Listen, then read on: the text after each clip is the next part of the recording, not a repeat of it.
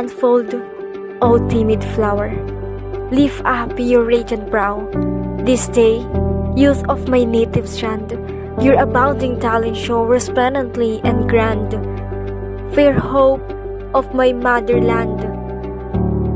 Soar high, O genius great, and with noble thoughts fill their mind, the honor's glorious seat. May their virgin mind fly and find more rapidly than the wind. Descend with the pleasing light of the arts and sciences to the plain. O youth, and break forthright the links of the heavy chain that your poetic genius enchain. See that in the ardent zone, the Spaniard where shadows stand, doth offer a shining crown with wise and merciful hand to the son of this Indian land. You, who heavenward rise, on wings of your rich fantasy, seek in the Olympian skies the tenderest poesy, more sweet than divine honey. You of heavenly harmony, on a calm unperturbed night, Thelumals match in melody, that in varied symphony dissipate man's sorrow's blight. You at the impulse of your mind, the hard rock animate, and your mind with great power consigned, transform into immortal state the pure memory of genius great. And you, who with magic brush on canvas plain capture the varied charm of Phoebus, loved by the divine Apelles and the mantle of nature. Run, for genius' sacred flame awaits the artist's crowning, spreading far and wide the fame, throughout the sphere proclaiming with trumpets the mortal name. Oh, joyful, joyful day, the Almighty blessed be, who with loving eagerness sends you love and happiness.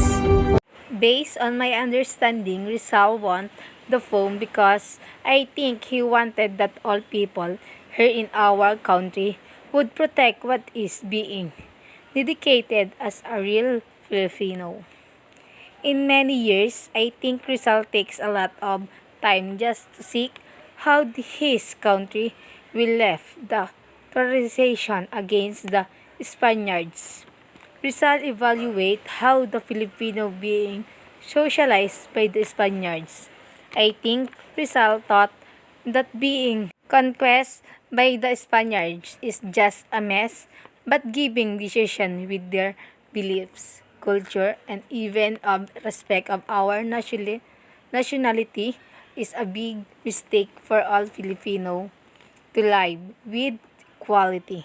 On the fifth stanza, it said, deterioration and disappearance of Filipino indigenous culture. When Spain came with the sword and the cross, it began the gradual destruction of the native Philippines culture.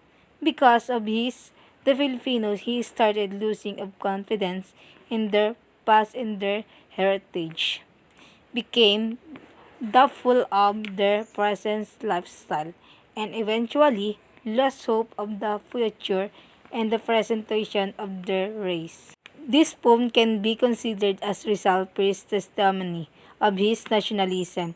In this literary piece, he clearly refers to the Philippines as his motherland. Me, Patricia, Rizal stresses in the poem relates to the role of the youth in national building. From the poem, he called the youth the fair hope of the motherland, La Bella Esperanza de la Patricia Mia.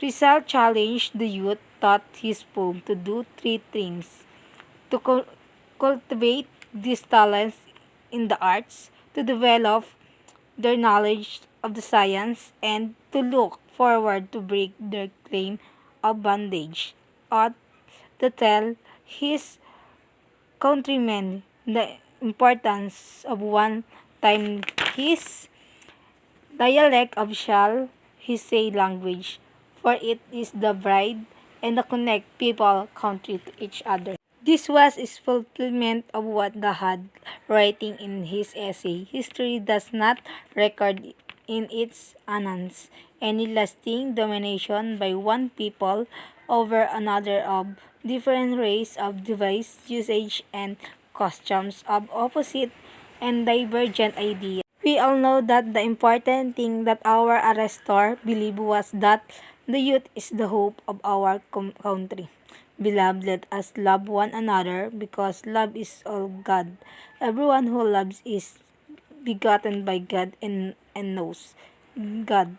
However, is without love does not know God, for God is love.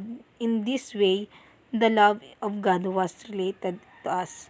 God sent His only Son into the world so that we might have life, taught Him. In this love, not we have loved God, but that He loved us, to send His Son in expectation for sins.